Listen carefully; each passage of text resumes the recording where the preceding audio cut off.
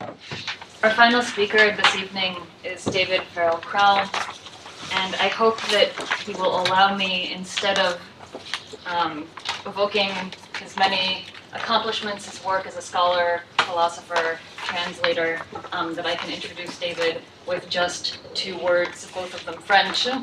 The first one, veille, la veille, not only for the reason that Alyssa already anticipated that as the last reader of Geschlecht III today, you have also been the earliest, give us the avant-première lecture, prior to the first reading, also the preview, what anticipated what we were able to read here, but also la veille, because David kept watch, kept vigil over Geschlecht III until it could be given to us here. The second word, l'aimant, not l'amant, but l'aimant for the magnet, the magnetizing effect of Geschlecht III over the Geschlecht series, which David called our attention to, and in which we hear, I think, the love that you have given this text, and also the lovers in which that you find there in the magnetizing. It also brings us to your title today, which I didn't bring with me. I think I know it. The title of David's talk today, Derrida, Heidegger, and the Magnetism of the Cosmos. Please welcome David Farrell.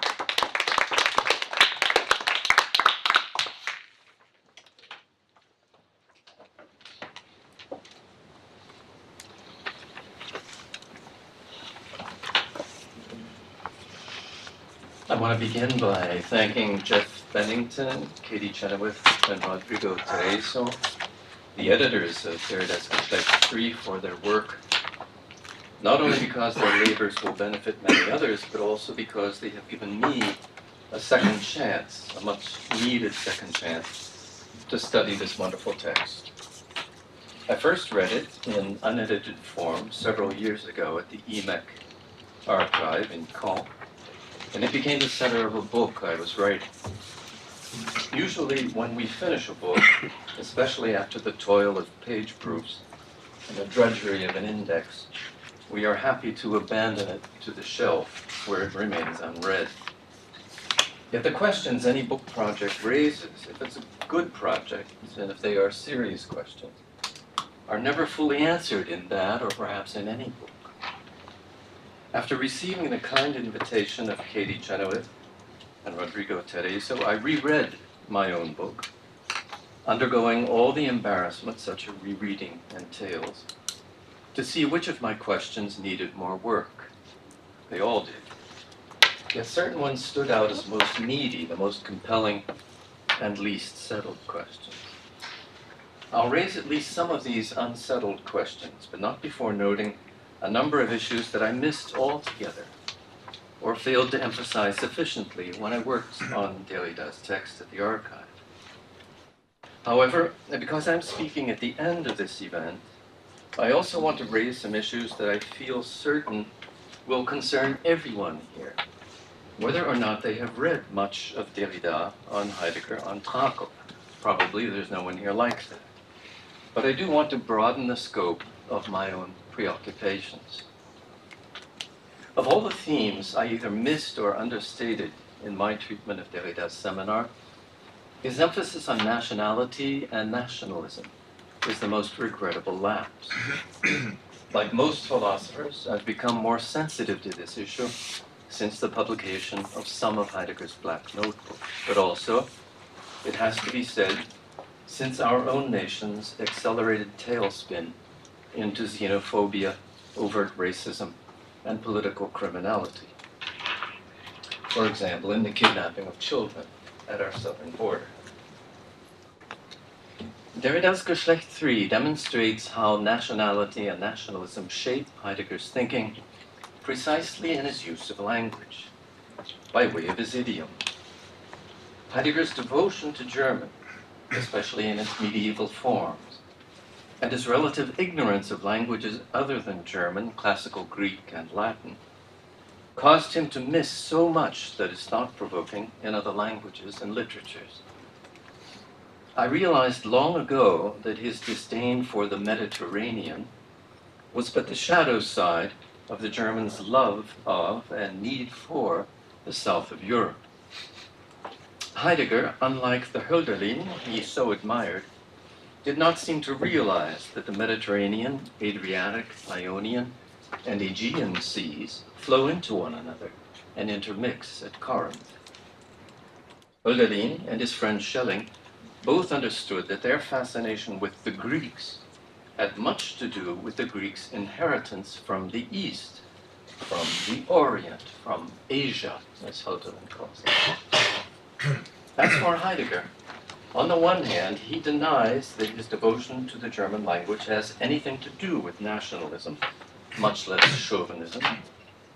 On the other, whenever he refers to anything in a disparaging way, for example, nationalism, chauvinism, humanism, liberalism, cosmopolitanism, he invariably gives it a Latin or Latinized name.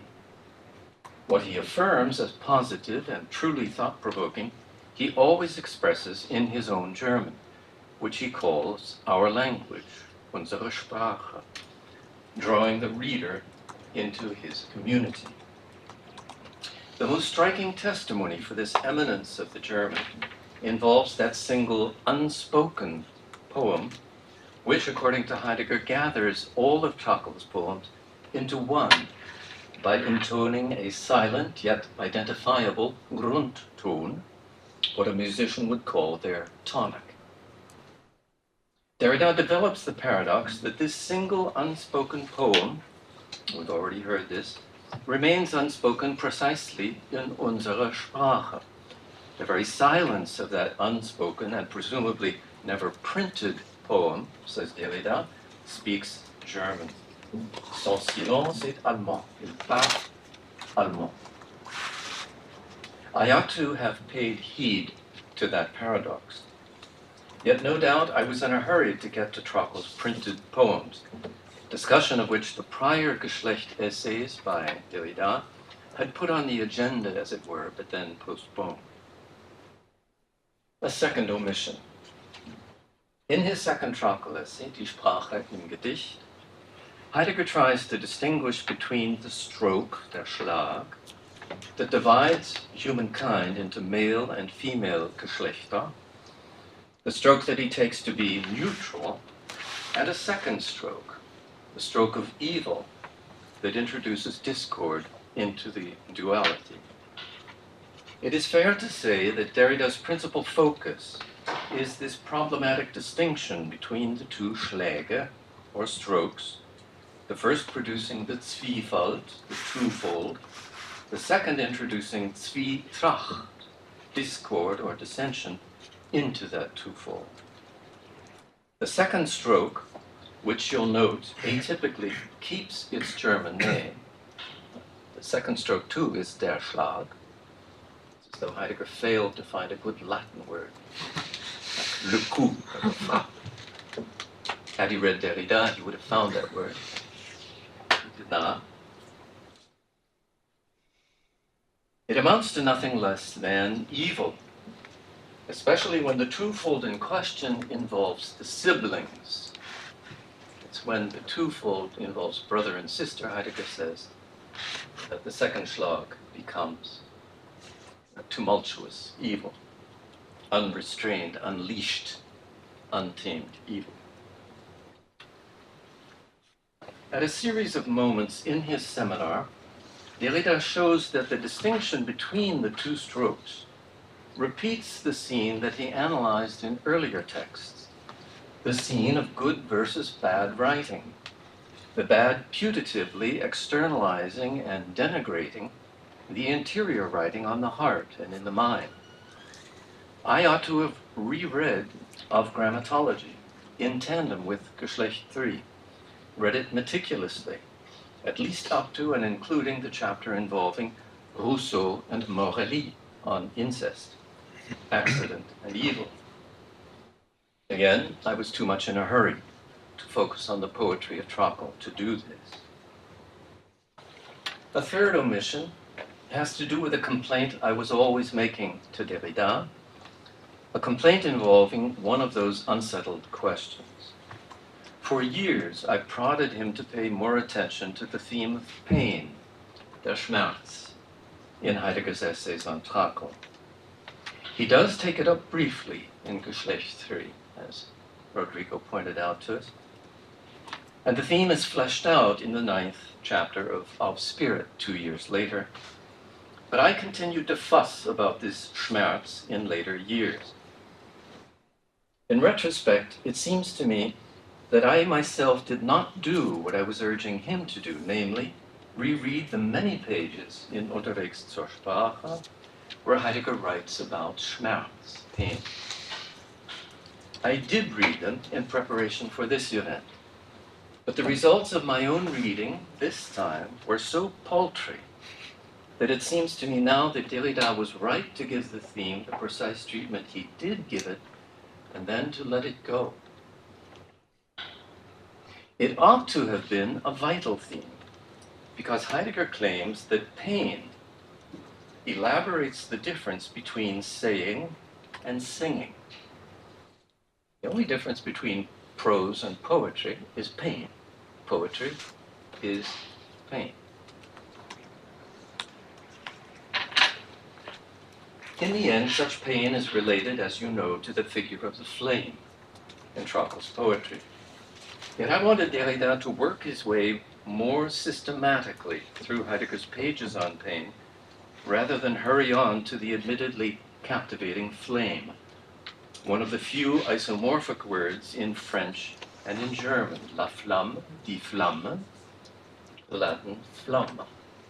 This doesn't often happen when we have an absolutely isomorphic word. Allow me now a minimal incursion into what ought to have been a crucial theme for poesy as such. We just had another one, reinstating the body, the untranslatable body of the word is poetry, Derrida says on the scene of right. That reinstatement would have to be a painful reinstatement. It would have to involve Schmerz. Heidegger's discussion of pain, already in the first Trakl essay, Die Sprache, asks this, and we've heard this passage now twice. Yet what is pain? Pain lacerates. It is the rift. But it does not tear to bits, bits that scatter. Pain tears apart, that is true. It separates, but in such a way that it simultaneously draws everything to itself, gathering it in itself. Its laceration is, as the separating that gathers, at the same time the drawing that configures and articulates what is held apart in separation, as though the drawing were a sketch or an outline. Pain is what articulates laceration, articulates the tearing that separates and gathers. Pain is the jointure of laceration. It is the threshold. Derrida is, of course, always alert to Heidegger's proclivity to gather, to insist everywhere on gathering rather than to allow dispersion or dissemination. Bits that scatter are Heidegger's nightmare. And so every rift inevitably invites a riff, R-I-F-F, on unification. Pain turns out to be a threshold of stone, and the lapidary threshold invariably gathers and joins the rooms in the house of being. The separating that gathers is the only kind of separating that Heidegger can envisage. Now, pain might well have this power to gather. Recall Freud's 1914 Introduction to Narcissism, which, before it discusses love life, introduces pain, the pain of laceration. That's Freud's word, the pain of laceration as a unifying force of sorts. Even in paraphrenics, says Freud, organic pain and discomfort call every quantum of libido back to the source, namely a suffering narcissus. Freud also brings pain into connection with poetry. He unabashedly cites the literary cartoonist Wilhelm Busch concerning the poet whose toothache compels his soul to retreat into the narrow cavity of a molar. Einzig in der engen Höhle des Backenzahnes weilt die Seele. The soul dwells in the narrow cavity of a rotten molar. Bush's humor, his Scherz, or joking, is always on the cusp of Schmerz. Freud, had Heidegger studied him, might well have drawn his treatment of pain into a less comfortable zone of gathering, causing him, if not to reflect on dental pain, at least to stub his toe on that stony threshold. I say this because Heidegger's tendency to gather, assimilate, and assuage serves in the case of pain as a kind of analgesic, and this will be my critique of gathering. It is the analgetic, it's the assuaging, it's the affirmative, positive, nostalgic, analgesic effect, it seems to me, that is problematic, if indeed Schmerz is the origin of poetry. To put it in a nutshell, and perhaps unfairly, Heidegger invariably takes the edge off of pain. The very words from Trakl's poem that he chooses to discuss seem to do this tranquilizing work for him. He selects one semantic unit after another until pain is eventually stilled. Allow me a brief summary of Heidegger's analgetic itinerary on the path of pain. I'll offer it in English, although the itinerary itself depends everywhere on the German idiom. The itinerary, which Heidegger takes to be his trek on the path of thinking, seems rather to involve the march of a language on automatic pilot, as it were, or, altering the image, the spontaneous responses of a language magnetized by some as yet unidentified lodestone. True, all the words are extracted from Trakl's poems, but their very selection seems to be magnetized from elsewhere. Recall the initial way stations from the passage I just read. Pain, rending, rendering, gathering, threshold. Pain may be intense, Heidegger continues, but its intensity dare not be understood anthropologically or psychologically in terms of sensibility. He insists on this, reiterating, without citing it, Hegel's scorn for Empfindung, a scorn that both thinkers share with metaphysicians in general. Throughout Die Sprache im Gedicht, Hegel is a constant shadow. Heidegger is constantly replaying Hegel without citing him. Derrida notices this in Geschlecht III. The itinerary continues, now with more twists and turns in the path, but toward the same destination. You have to realize what I'm doing here is briefly summarizing something like 6 or 7 pages of Unterwegs zur Sprache. Okay, there's a great deal of text that Heidegger's written here. Okay? So I'm just reducing it unfairly to sort of keywords, carrier words. So here's the second leg of the journey. Intensity, difference, threshold, supporting, essence, invitation, obedience, gathering, calling, quieting, nurturing, nursing, simplicity. This leg of the itinerary hinges on the German word stillen, from which our words to still, to calm, derive, but which in German means preeminently breastfeeding. To nurture, to nurse at the breast, that's stillen. In the context of Geschlecht, this itself might offer food for thought.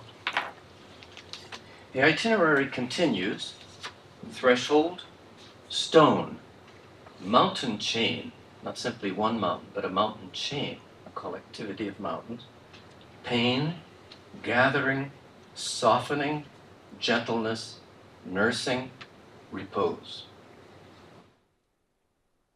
Pain, according to Heidegger, selecting a phrase from Trakl, pertains to great souls, The itinerary, greatness of soul, being at home in pain, flame, drawing, jointure. Finally, Heidegger cites Trakl's identification of spirit as flame and flame as searing pain. Searing, of course, cauterizes the edges of a laceration. The final stations on Heidegger's itinerary of Schmerz: spirit, flame, illumination, arrival, radiant presence, greatness of soul, vitality, goodness, revealing, daybreak.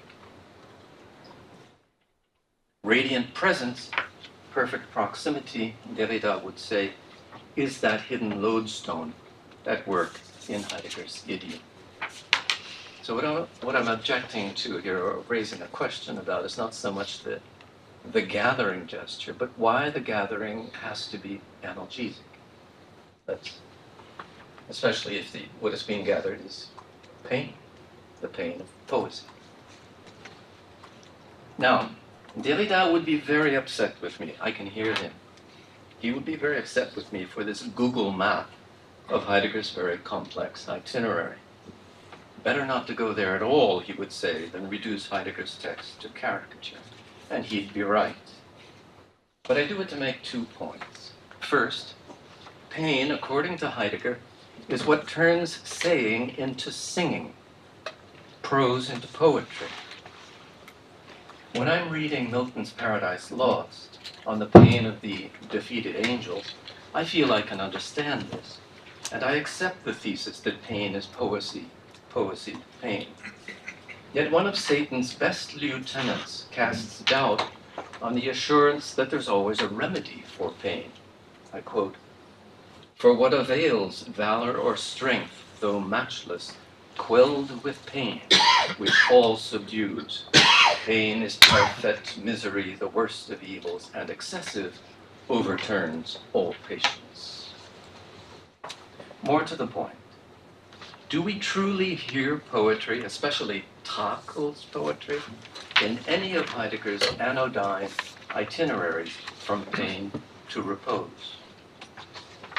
Second, why does Heidegger's rejection of the psychology and anthropology of sensibility, along with his putative shift to some sort of transcendental or met-ontological register, lead automatically, as though by some sort of magnetism, to a tranquilization of pain?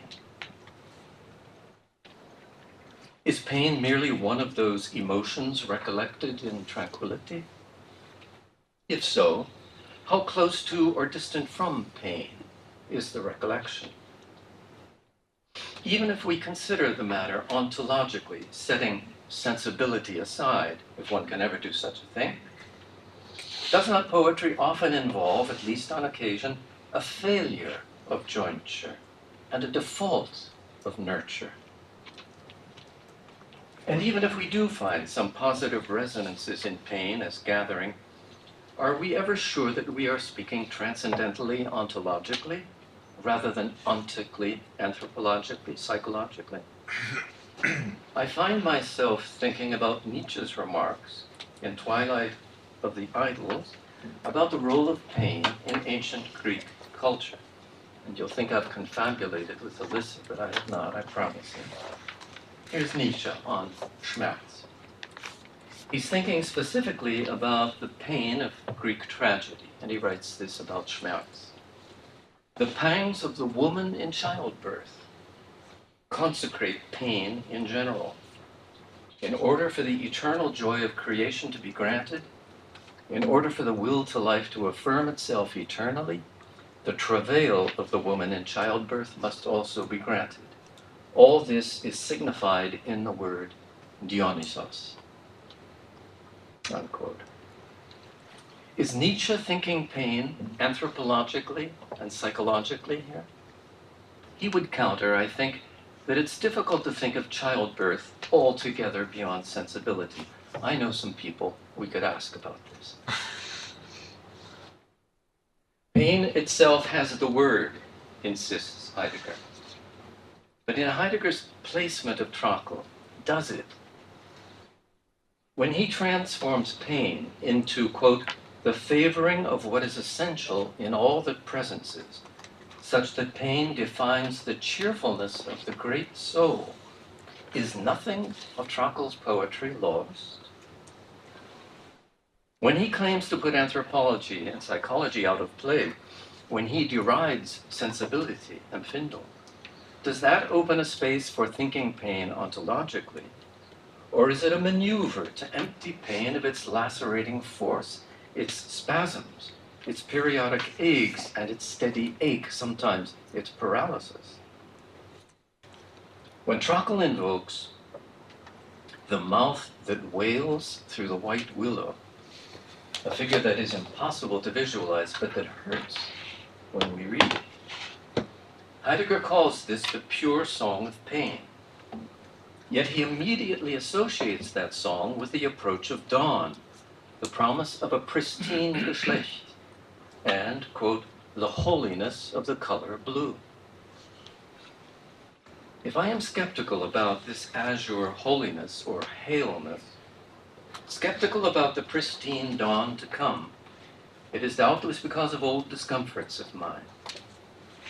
Heidegger's entire discourse on the holy and the hale, on the good that stills the rage of evil, a discourse that reaches its high point or its nadir in the letter on humanism, has always seemed to me to be a recidivism on Heidegger's part, a regression to the ontotheology that he is otherwise careful to avoid, at least when Nietzsche is reading over his shoulder.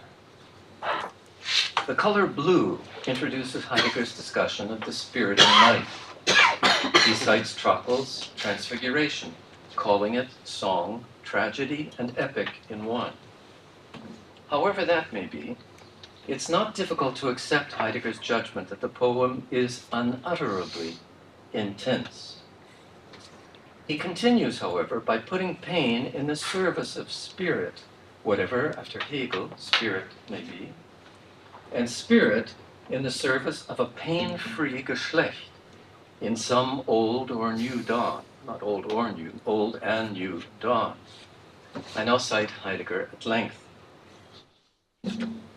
Pain is truly pain only when it serves the flame of spirit. Trakl's last poem is called Grodek. People say it's a war poem. Yet it is infinitely more because it is something else. Its final lines run, "The hot flame of spirit is nourished today by an overwhelming pain, the unborn grandchildren." The grandchildren indicated here, continuing with Heidegger, the grandchildren in Gänsefüßchen indicated here are in no sense the sons who remain ungenerated by the sons who have fallen. Die unbezeugt gebliebenen Söhne der gefallenen Söhne. Those fallen sons who are scions of the decomposing Geschlecht. If that were all that is involved, namely a secession of the further generating of prior Geschlechter, then this poet would have to jubilate over such an end. Yet he is in mourning. To be sure, it's a proper mourning, one that gazes ardently on the repose of the unborn. End of quotation. Derrida in Geschlecht III refers rather dryly to the logic that Heidegger attributes to Trakl here. His understatement, his very restrained irony, amazes me. But it also admonishes me not to be so moralizing in my judgment of Heidegger's thesis, which nonetheless seems to me, has always seemed to me, to be monstrous, to be both telling and horrific. People say, man rühmte, that Grodek is a war poem. The last poem he writes, about 2 weeks later, he's dead after an overdose. Unborn grandchildren are in no sense unborn grandchildren. this poet would have to jubilate over the deaths of thousands, eventually millions, on the battlefields? The notion that this poet, a medic without medicines, who is left to treat a cattle car full of wounded after one of the very first battles in 1914, a medic haunted by the cries of men who begged him to finish them off, would celebrate in his prouder mourning the annihilation of the accursed Geschlecht, is so far removed from Trakl's poetry that one has to wonder whether Heidegger absorbed a single word of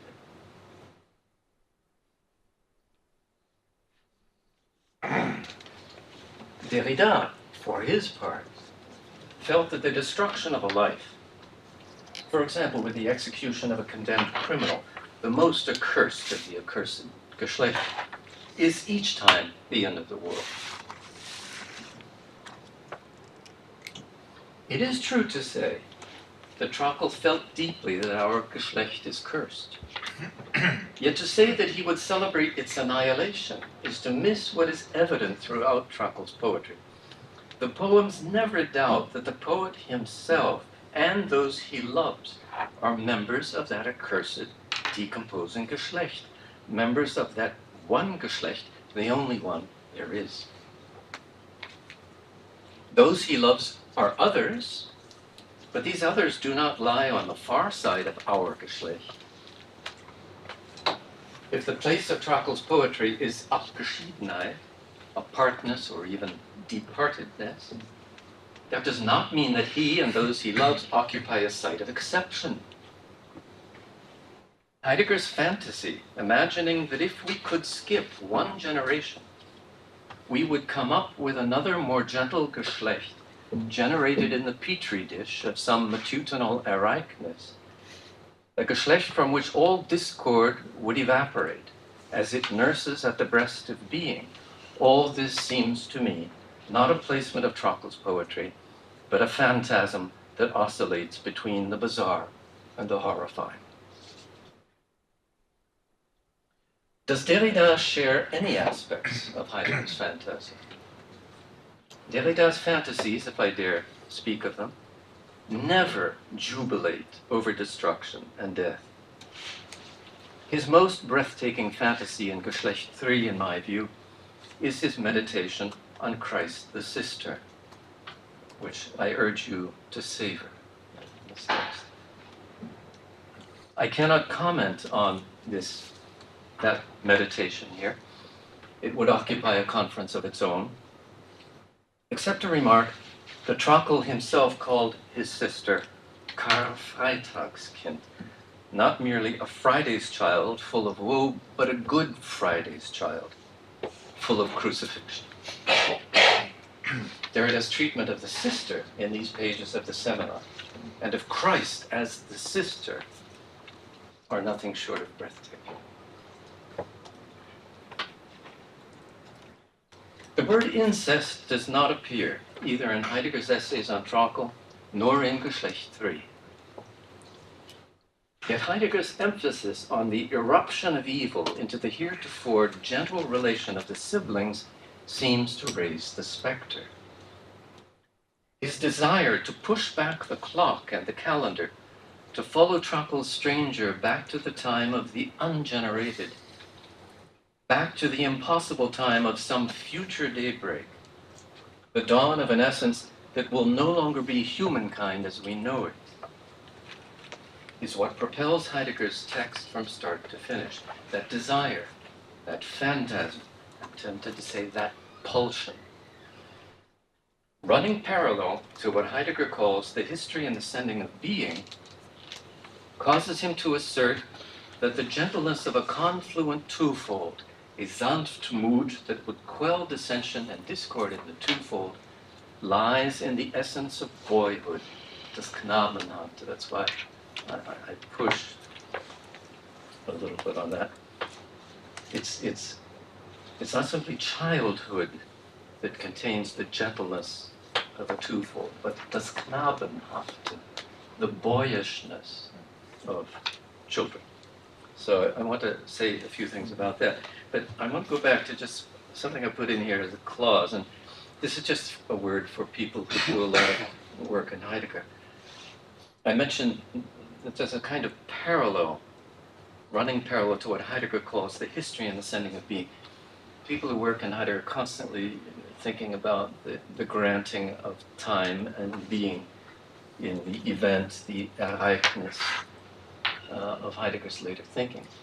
What's most gripping about this Trakl essay, especially Die Sprache im Gedicht, is that this phantasm of a more gentle twofold is running parallel with the whole project of das Geschlecht des Seins. It is a sending of being. It's not an ontic version. It's not as though it's a regional account of this sending of being. It's an absolute parallel. And my complaint about Heidegger scholars before I sort of retired and left the field is that I haven't heard any serious Heidegger scholar really try to pursue that parallel. In other words, Heidegger's Trakl essay is a serious piece of work, and this is what drew Derrida to it. And what makes it serious is that this interpretation of Geschlecht is running parallel to the Geschlecht des Seins, the whole question of the sending of being, Heidegger's entire understanding of the history of being. And that's the way, if I were really good, that's the way I would try to read it. Okay. That said, I'll just continue. So if there are any folks here who do still a lot of work in Heidegger, I would say this is really a task that needs to be taken up. What's the relation of Geschlecht to das Geschlecht des Seins, the sending of being? Because the same dawn applies to both. The structures are absolutely parallel. They're not parallel, they are the same structure. And as I say, I'm frustrated a bit that nobody ever takes that seriously. But back to boyhood.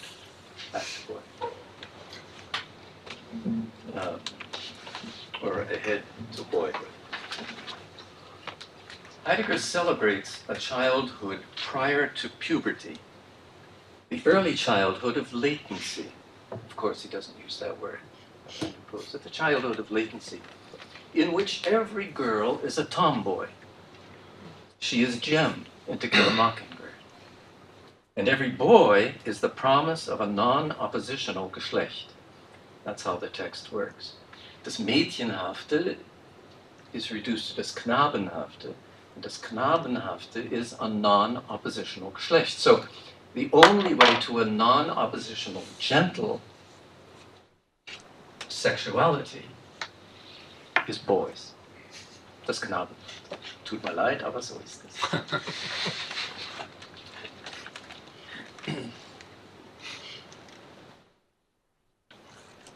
Heidegger is fascinated by the serene unborn, as we've just heard, the ungenerated, which is envisaged in Trakl's poems. Trakl himself, as Karl Kraus observed, was and remained a 7-month child. Not that he was born in the 7th month of his mother's pregnancy, but he was still in the 7th month. He, like Dionysus, is still in the belly of Urania. He's never born. And Trakl himself is reported to have said, "As of yet, I am only half-born." He said this apparently in his early 20s. So far, he says, I've noticed only 2 things, water and my sister. It's his way of saying, and it's right after that he says, bis jetzt bin ich nur halb geboren. In Heidegger's placement of Trakl, dissension is curtailed or stilled, and remember that's stillen, it's nursed, precisely by suppressing the twofold of brother and sister, the Zwiefalt that was supposedly positive, or at least not negative, neutral. Inevitably, and here one would have to read Of Grammatology all the way to the end and its logic of the supplement. The first stroke is already coined by the second stroke. Or in other words, the second stroke comes first. In other words, the Zwiefalt which is supposed to be neutral or at least beneficial, and which should not be eliminated, is in effect eliminated by Heidegger's text because of the reduction to das Mädchenhafte, to das Knabenhafte. Hence the emphasis, as Heidegger understands it, on Elis, Elian, Sebastian,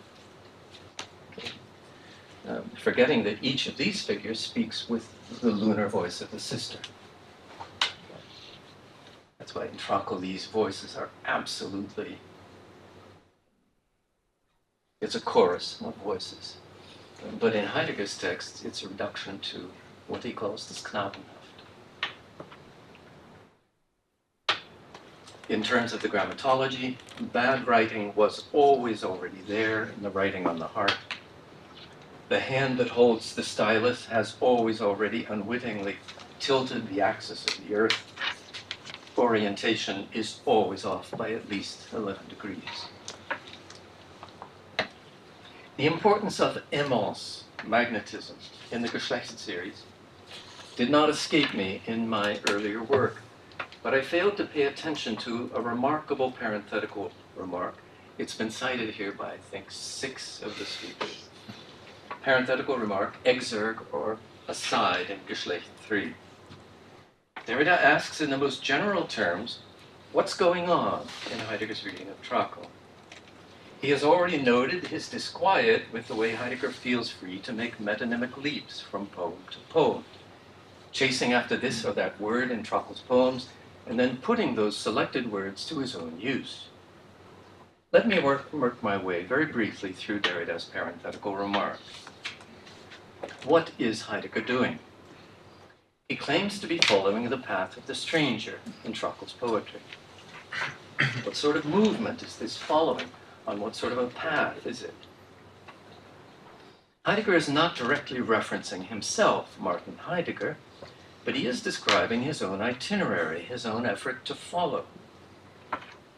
He says he is listening to an unsung poem, but he's reading traces that have been left on the pages of a book.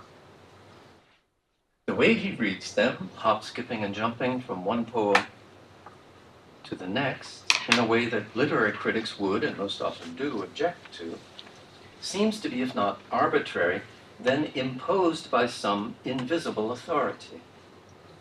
Heidegger is either wandering, somehow adrift, or intent on pursuing his own peregrination.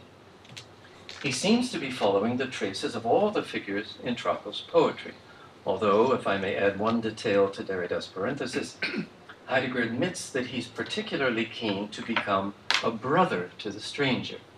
He says that's his real goal, to become a brother to the stranger, and thereby a brother to the stranger's sister, or perhaps even a brother to his own sister. The German is ambiguous.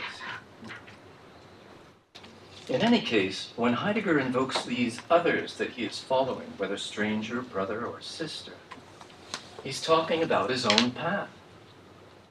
The placement of Trakl's unsung poem is not only signed by Heidegger, it also bears his stamp or mark, his coinage, which is another meaning of the word Schlag. His path has a defining determination or Bestimmung. Heidegger says of the stranger that he, the stranger, isn't simply wandering off just anywhere, so that correspondingly he, Heidegger, is not just reading and writing any old way. These are not scattered bits of interpretation. His leaping from one poem to another is not an instance of errancy, whatever the truth essay might have insisted on errancy. Not that Heidegger knows where he's going, because, as he would insist, the destination isn't a matter of knowledge.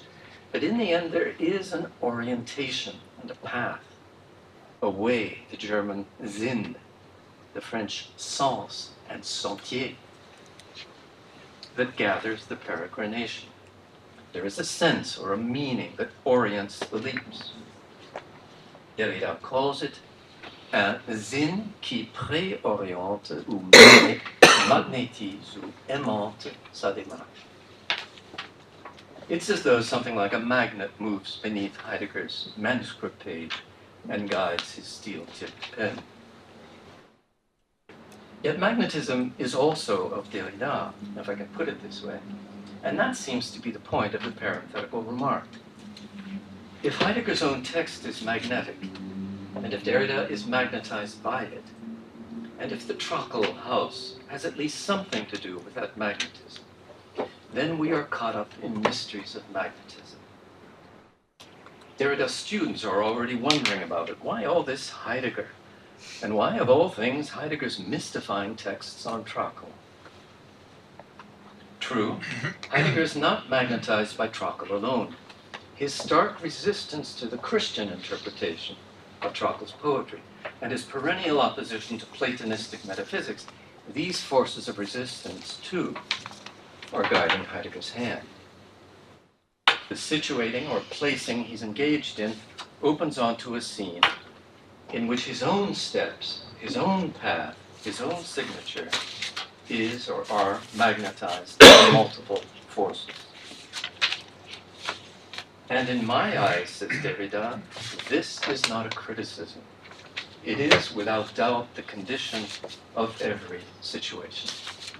That text too has been referred to multiple times. But that's one of these moments of greatness, it seems to me, in Derrida's lecture course, where he helps his students to see even my favorite word, émence, okay, magnetism.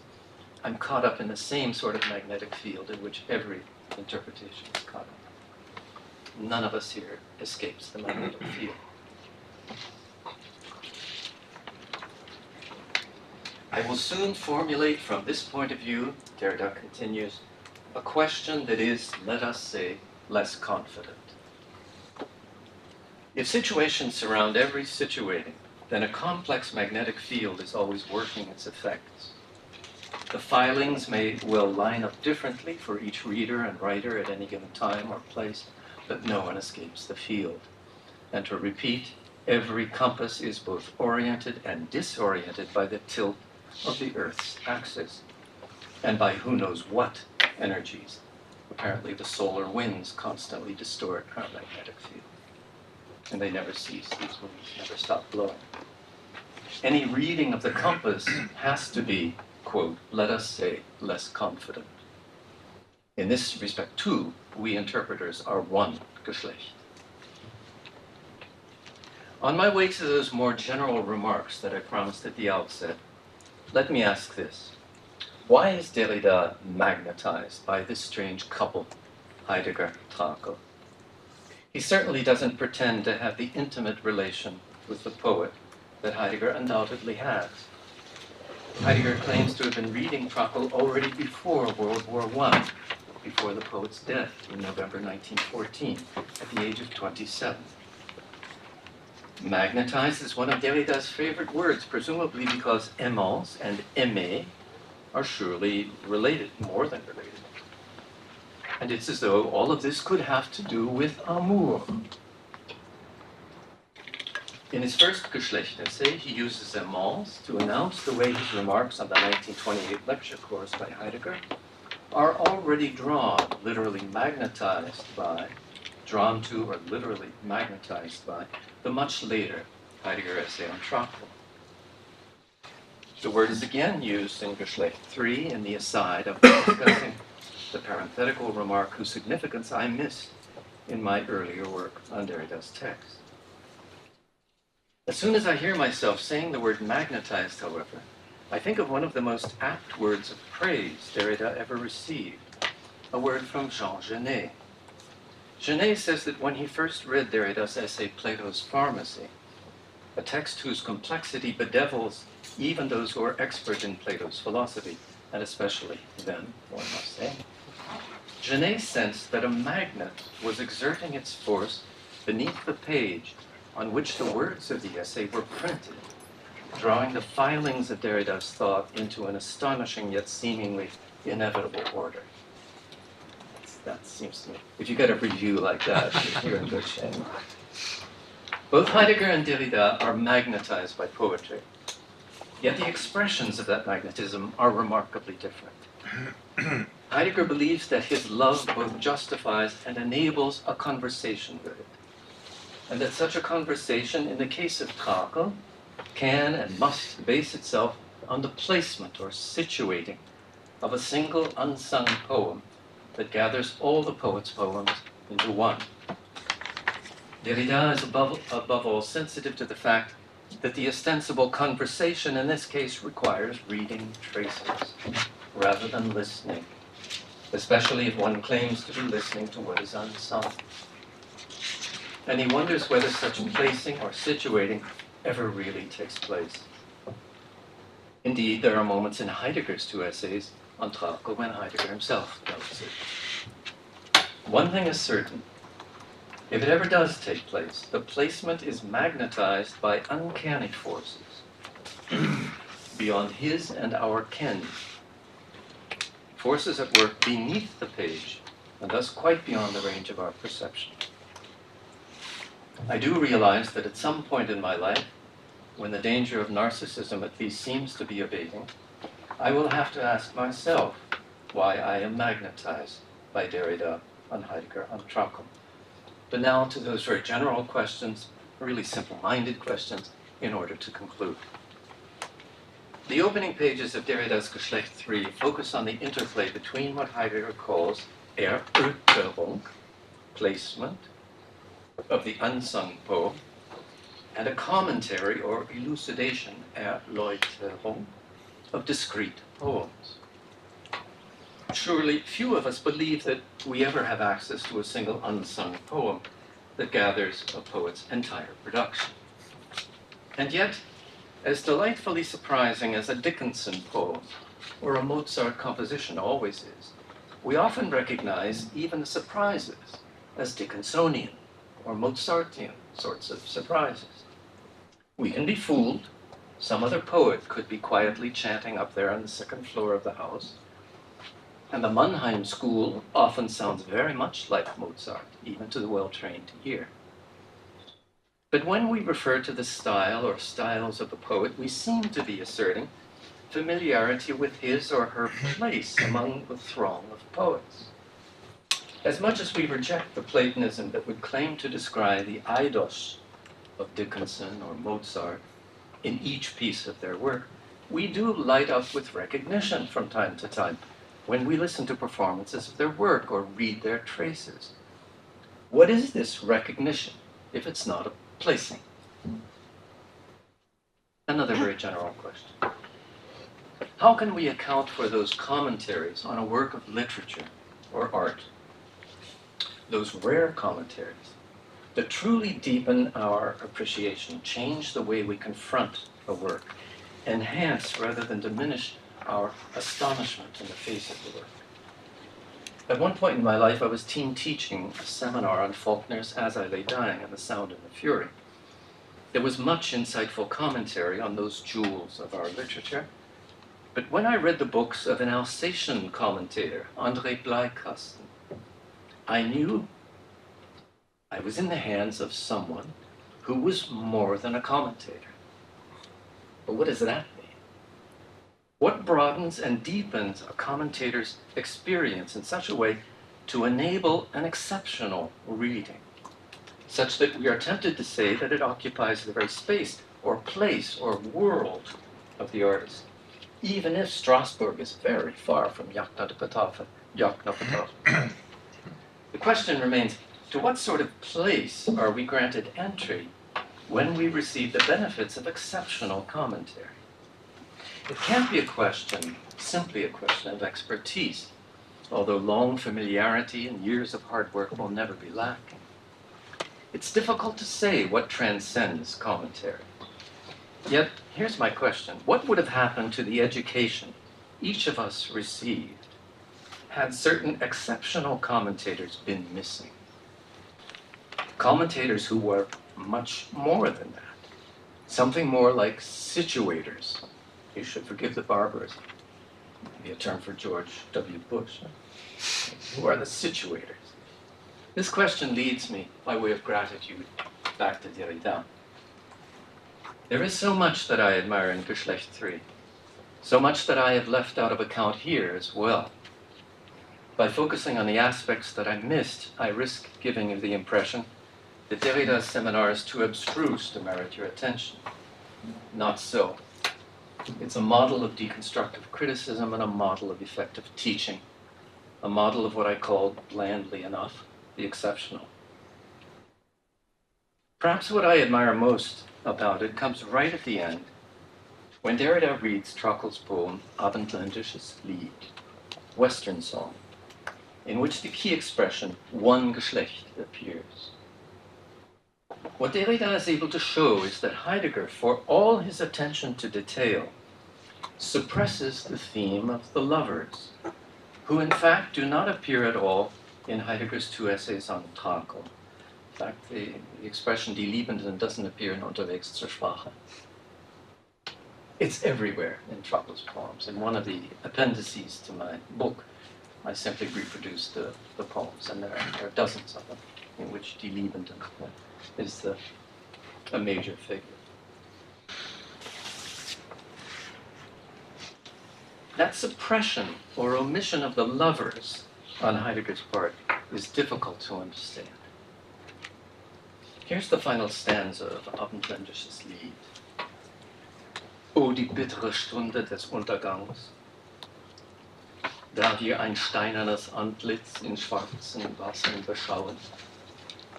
Aber strahlend heben die silbernen Lieder die Liebenden, ein Geschlecht. Weihrauch strömt von rosigen Kissen und der süße Gesang der Auferstandenen. Oh, the bitter hour of downfall, when we gaze on a stony face in black waters. Yet radiantly rise the silvery eyelids of lovers, one house. Incense streams from pillows all roses, and the sweet song of the resurrected. One Geschlecht is of course not one house, except perhaps in some very old-fashioned sense, a sense that would have to disseminate into many regions. It is perhaps closer to Milton's one flesh, which Adam announces when he determines to share Eve's fate, the two of them deciding together to found the accursed Geschlecht. They make a mutual decision to found the accursed Geschlecht.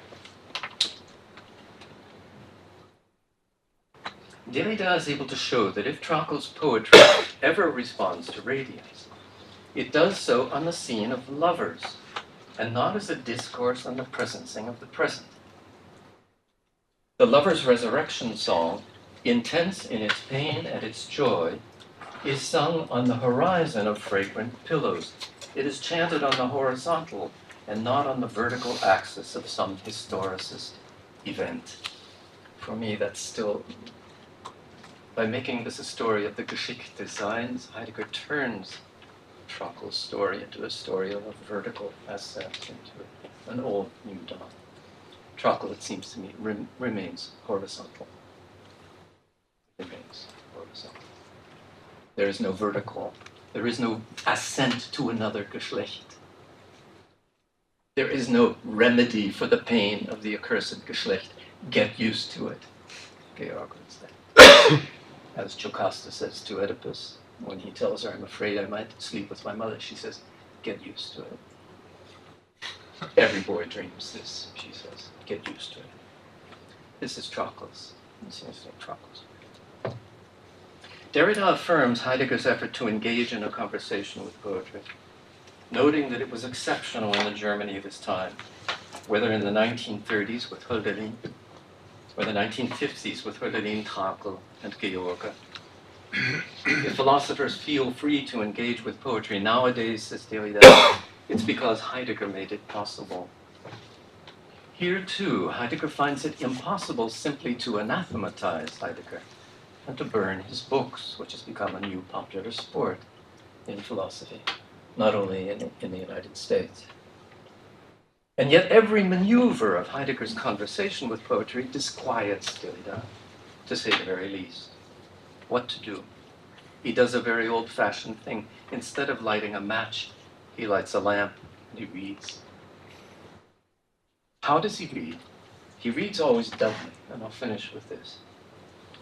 When my philosopher colleagues and I first came into contact with Derrida's work, I'm thinking of the responses of the young John Llewellyn, David Wood, and Robert Bernasconi in the United Kingdom back in the 1970s and 1980s. It was Derrida's double reading that captivated us.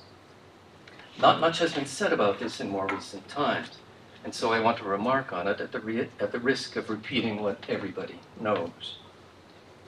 The first half of Derrida's double reading was always critical, not in the sense that he loudly rejected or bravely refuted a claim or an argument.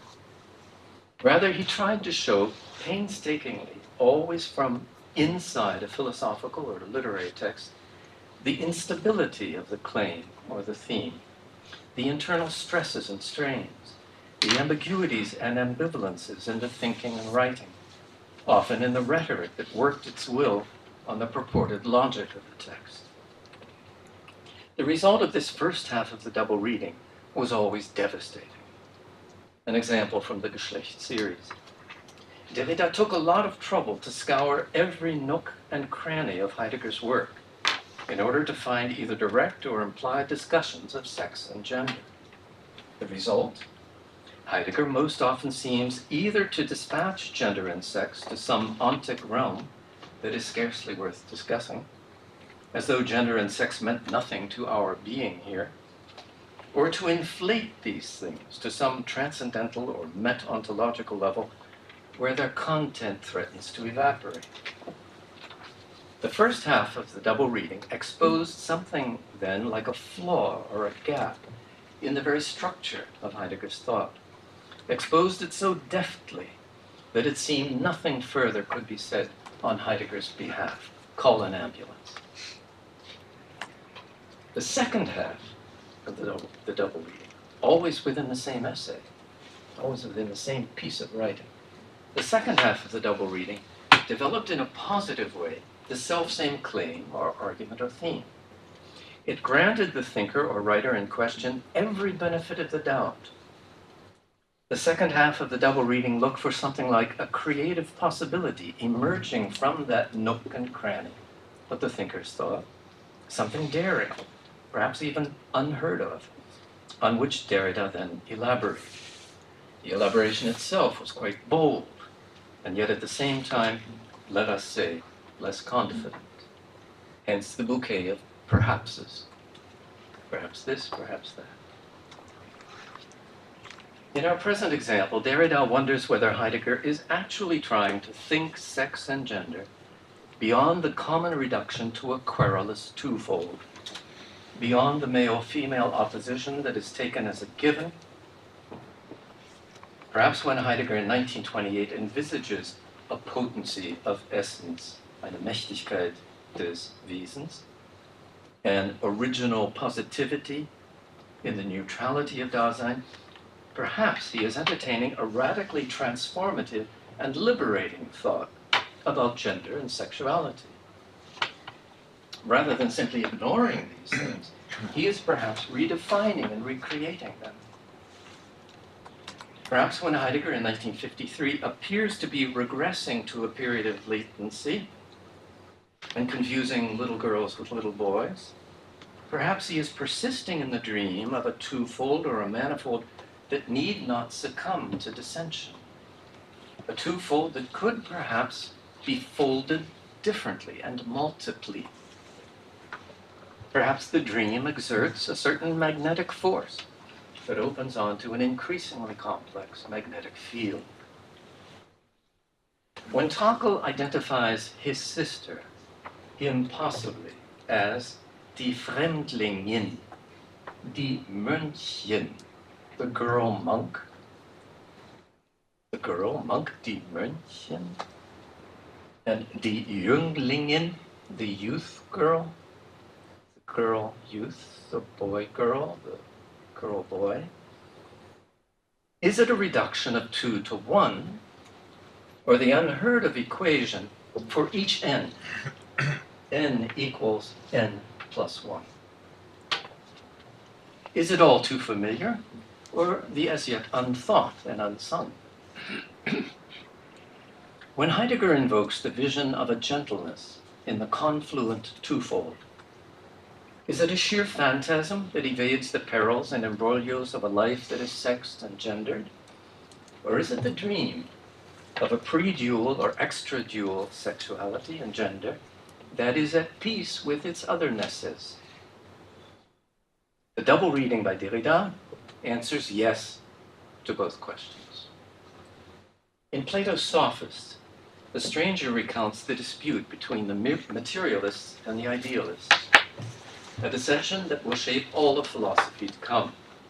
Apparently you have to make a choice. Either you're a hard-nosed materialist or you're an idealist. Those are your choices. But in the initial presentation of this, in the Sophists, Plato doesn't argue for one against the other. Plato's stranger says that we must become like a child and beg for both. Derrida is that sort of child. In his interview with Christy MacDonald, we've heard this too, he asks whether a pre-dual or extra-dual gender and sexuality is possible or whether it's a dream. He replies with another question, quote, "Does not the dream, all by itself, demonstrate that of which it is dreaming, which is precisely there in order to make us dream?" Years later, someone in his audience challenged him, "Are you dreaming?" Said a little guy in the first row. "Are you dreaming?" Derrida replied almost immediately, Of course I'm dreaming. You have to dream. But I try not to dream all the time." Derrida never felt that he was capable of saying or writing much about the Trakl house as such. He didn't try to place the lunar voice of the sister, the brother who haunts the edge of the forest, the wandering stranger, crystalline angels, a corpse decomposing in the briar. He restricted himself to a double reading of Heidegger's reading of Trakl, and even that reading he hesitated to publish, postponing it, thinking perhaps it wasn't ready. Heidegger, for his part, despite his misgivings, felt that he was capable not merely of conversing with the Trakl house, but of placing it. Both were mistaken, each in his own way. The more magnetized I become by Trakl's poetry, however, the more certain I am that it is better to err in Derrida's sense. Thank you very much.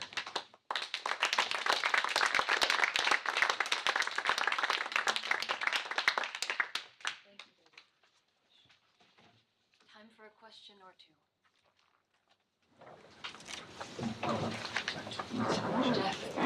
Let me see if I could just pull a couple of motifs together, partly because you surprisingly, for me, found your way back into the grammatology in this context. And I'll just try to link two motifs. One is your commentary on commentary. And in Derrida's earlier work, probably most clearly in La Voix et le Phénomène, but also in the grammatology, there's a lot of explicit reflection on what commentary is, what interpretation is. He makes that distinction, and then something else. And something else that we probably would call reading or even deconstruction. The beginning of the last chapter of La Voix et le Phénomène. So far, we've done a lot of commentary and some interpretation. Now we're going to do something else, which there he calls reading through Husserl's text. In the grammatology, it shows up in two distinct ways, I think. One, I'm not sure how distinct. One in the Saussure chapter where he says first, so here's the double reading, first we attend to Saussure's propos déclarés, what he actually says about writing thematically when writing is his focus. And then we attend to un autre geste. And that autre geste is what opens up through the thought of difference to a different thinking of writing that's not consonant with what Saussure thought he was saying about writing. In the Rousseau section, most often that kind of distinction is captured by a distinction between what Rousseau declares and what he describes. And what he declares is what he thinks he wants to say, and what he describes, in spite of himself, is not always what he would want to say, but he does say it. And there are various attempts to thematize and to clarify that structure in the second part of the grammatology, one of which has to do with the poles of the Earth. And not just the moment where the finger tips the Earth on its axis, but Rousseau's rather crazy description of a relationship between the North and the South, which has all sorts of paradoxical consequences, that the absolute South is further north than the North, and there's very strange topology. And Derrida, elaborating on that relationship, says that these aren't places, they are poles of attraction. So there's a definite magnetic sense. And then he says, reflecting on what he's done, the same is true of the relationship between declaration and description. So it's not that there's a clean distinction where we know exactly what Rousseau declares on the one hand and exactly what he describes on the other.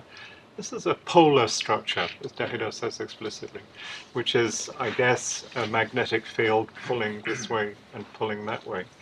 And listening to you, I wondered whether there were resources in that magnetizing aimanté that would exploit that non-simplicity of a magnetic structure. So a magnetic field, unless I'm mistaken, does not have one focus.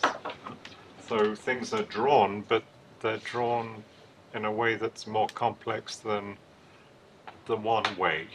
So maybe when Derrida says that Heidegger may not know exactly where he's going, but there's kind of a direction, it's aimanté in a certain way, that's already going to be a bit more complicated than the reduction to the one.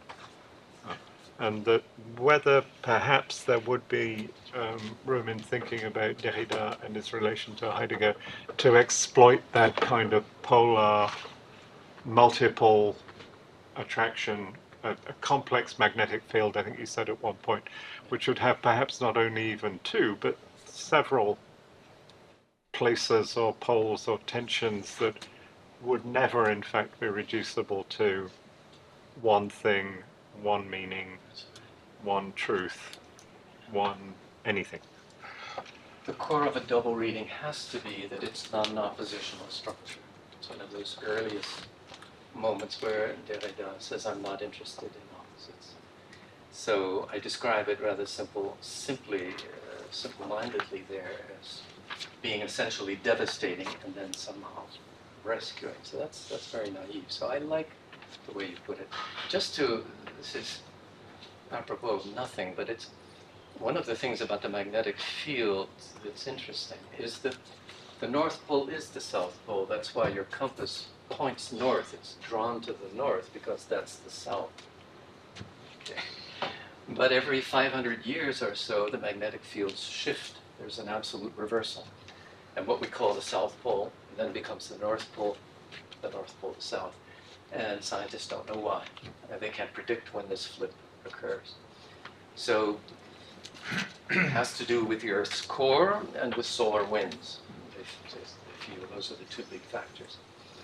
And so I love this. The more I learned about this metaphorical field of magnetism, and I came to it through Derrida, the more I love it as a kind of hermeneutical possibility. On this, just recently I was talking with Herman Rappaport about Paradise Lost.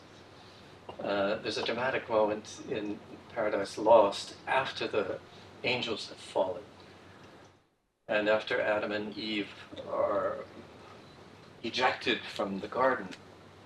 The good angels are called together, not the wicked angels. The good angels are called together to tilt the axis of the earth. So that's Milton's account. And the angels, he says, they labor for an entire day until they finally manage to push. And Milton's line is double 11 degrees. So double 11 degrees, the axis was pushed off. And so it made me think, I wonder how much of our literature carries this extraordinary. I read it first from Derrida's account of Rousseau. So the reason I did magnetism here was because I've become captivated by all of those possibilities. And the great thing is that even the geophysics of it wrecks oppositional thinking. We think north is north, south is south. But in the very reading of a compass, first of all, it's always off by at least 11 degrees. And then the attraction to the north is actually to the south. So that in physical terms, the reindeer are up at the South Pole. So it messes up our heads. I love that. You know, if I could just add to that, in Flann O'Brien's novel, The Third Policeman, which has a lot of paradoxical stuff about relativity and so on, the main character, De Selby, who's a kind of philosopher, has a theory that goes something like this. It is based, in fact, on a physical theorist of the 1920s, I think. But it goes something like this, that if you stand at the North Pole, you can only go in one direction. Whichever direction you go, it's always south. Right? Similarly for the South Pole, my life is a bit like that. Whichever way you move, it's always only one direction. But these are, in a sense, arbitrary places on the globe. It must be true of any place that you can only go in one direction. Therefore, the Earth is actually sausage-shaped. That's the argument. I thought you were going to say flat. But, no, sausage-shaped. Yeah. Rodrigo and then Peggy. Thanks, David. I enjoyed very much your talk, especially in the end, your trying to think through what Heidegger could have meant when he talked about the place of Trakl's poem. And you went Mozart on us, and something that I myself found explaining, well, it is true, isn't it? It is true that we recognize, well, or perhaps some of us do, a Mozart piece. It sounds like Mozart. But then I wonder, what if signature is maybe a more interesting way of thinking about it instead of thinking of Mozart's site or Mozart's place? I'm also thinking of the discussion we were having with the list because that would seem to account for the possibility of forgery and for the possibility of countersigning. So I'm sure you've had this terrible experience when one of your favorite performers is signing Mozart and you're listening to it on the radio and you kind of hate it. And then the radio guy says, this was Martha Argerich. And you go, what? I hated that. And that all sorts of interesting possibilities of forgery, of you not liking who you thought you should like.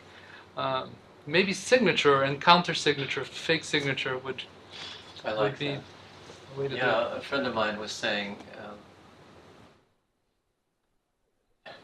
there is always this co-signing, in every interpretation. There's always this co-signing, so that the possibility of forgery is always there. Just as you were, John Field mastered the art of writing like Mozart. He mastered the art of writing like everybody. He was an Irishman who became famous in Russia as a performing artist, a pianist, a very famous pianist, and he composed a great deal of music. But it all sounds like either Mozart or Chopin, or he was like a master copyist. And so you can be fooled. Okay. You can't imagine quite who's up on the second floor who sounds like Emily. I mean, that's probably more difficult to imagine. But still, one has to conceive of it. So whether it's signature, no matter what figure we use,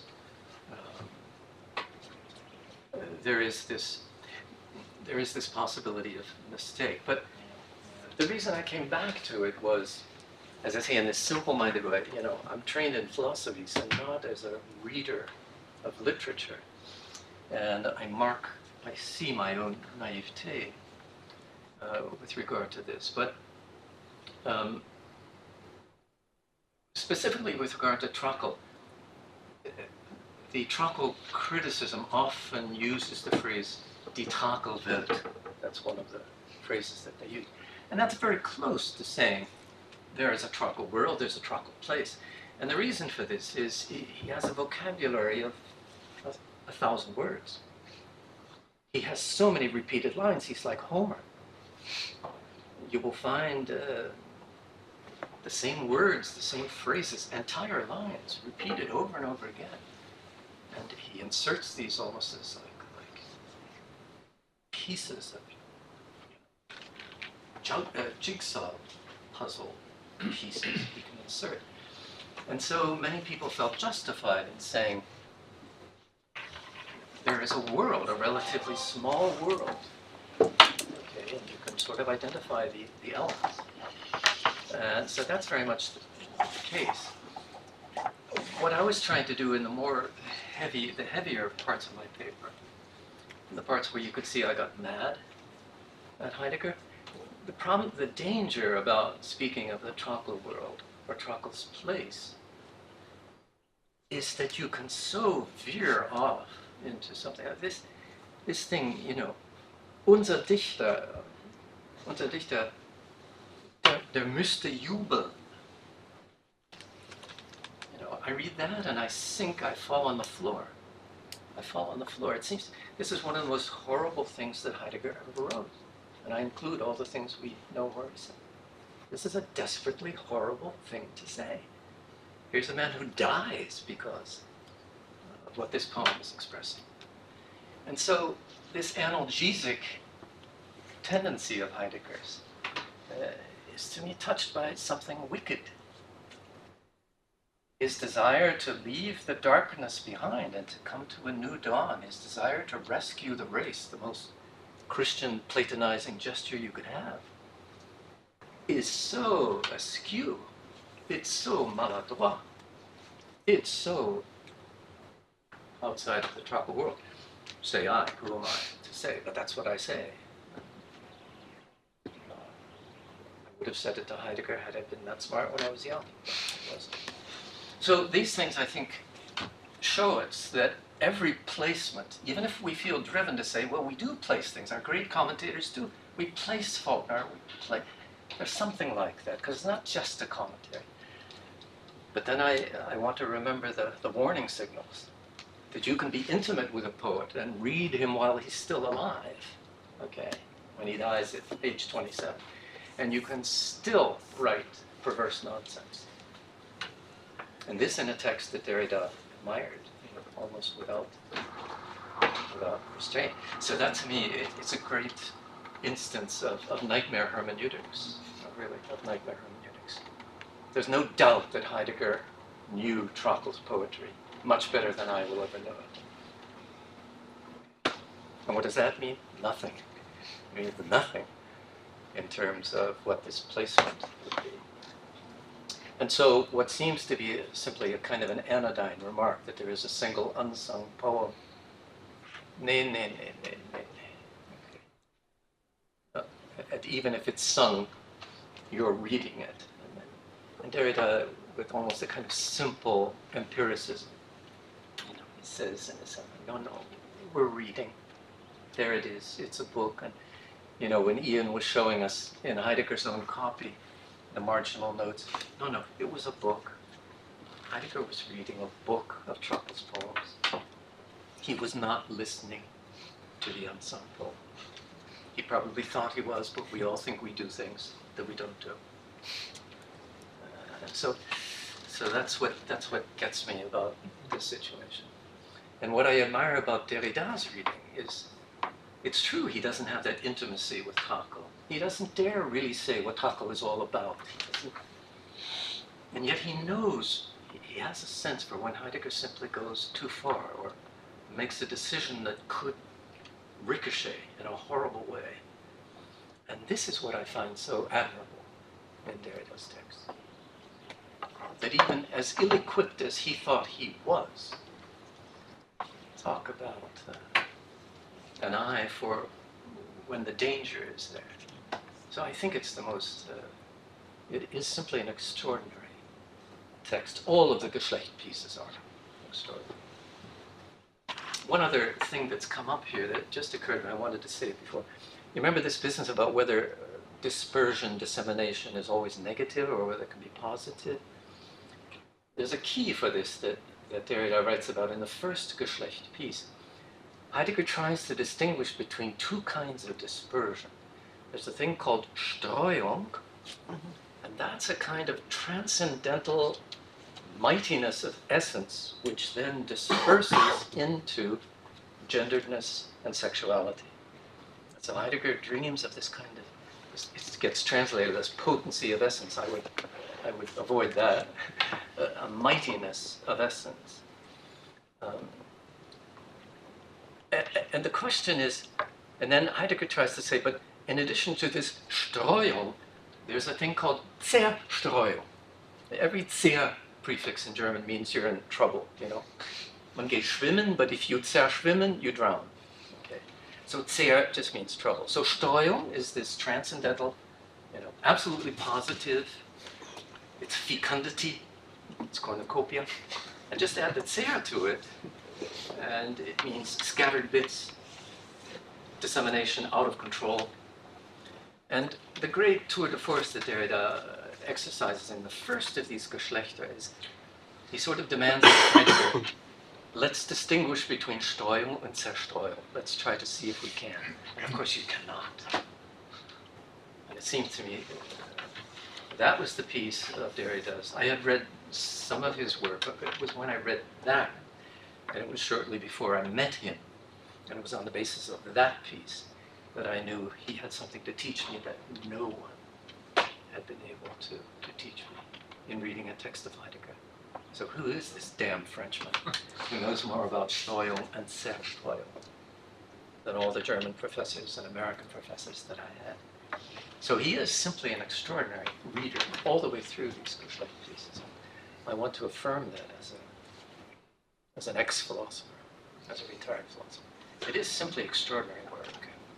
So we owe really gratitude to these people who are editing these things. These are not laundry lists that we're getting. Right? These are incredible acts of thinking. And, each of these things that comes out, I come out of retirement and I read it. I come out of retirement. And I'll do that till I kick over. So it's great what's happening here at Princeton. With the library, with the Éditions du Seuil collection. It's great what's happening. Yeah. Well, on that, I'm sorry, Peggy, I unfortunately have to ask us to continue the conversation over dinner because we're going to be very late for our reservation if we don't get enough on. It's just a little remark. I'll tell you, David. Good. Sorry about that, Peggy, but yes, I hope we can continue over dinner. Let's thank David again.